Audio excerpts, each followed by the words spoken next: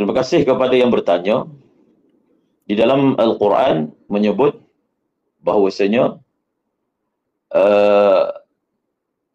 seorang wanita yang kematian suami dia, walladzina yatawaffawna minkum wa yadharuna azwajan yatarabbasna bi anfusihinna arba'ata ashhurin wa 'ashra.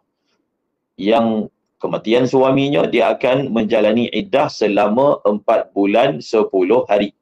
Yang ini disebut sebagai iddatul wafah.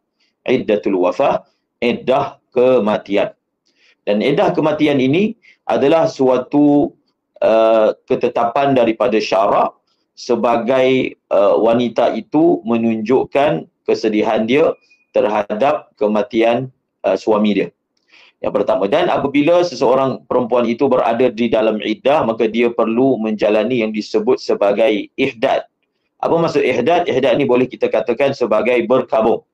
Tidak boleh satu orang yang beriman dengan Allah ni, tak boleh untuk dia berkabung lebih daripada 3 hari, melainkan untuk suami dia. Untuk suami dia. Jadi apa perlu dia lakukan ketika dalam iddah? Antaranya, dia tidak boleh keluar daripada rumah dia tanpa ada sebarang keperluan yang bersifat mendesak. Tak boleh keluar daripada rumah dia, tak boleh tinggalkan rumah dia.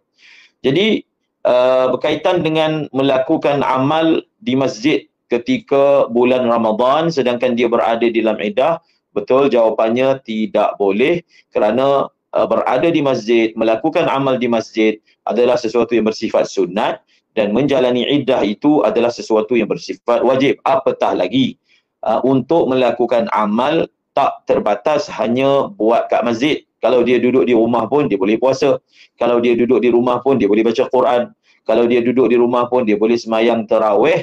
Maka tak perlu dia mengesali keadaan dia tak dapat datang masjid. Dia anggap begini, seperti mana sahabat-sahabat dia daripada kalangan kaum wanita yang pergi masjid itu atas dasar agama, atas dasar ibadah, maka dia duduk kat rumah pun ibadat juga. Seperti mana ada ibadat iktikaf dekat masjid, itu ibadat kan. Iddah ini, duduk di rumah ni juga adalah merupakan ibadah. Ibadah pula bersifat wajib.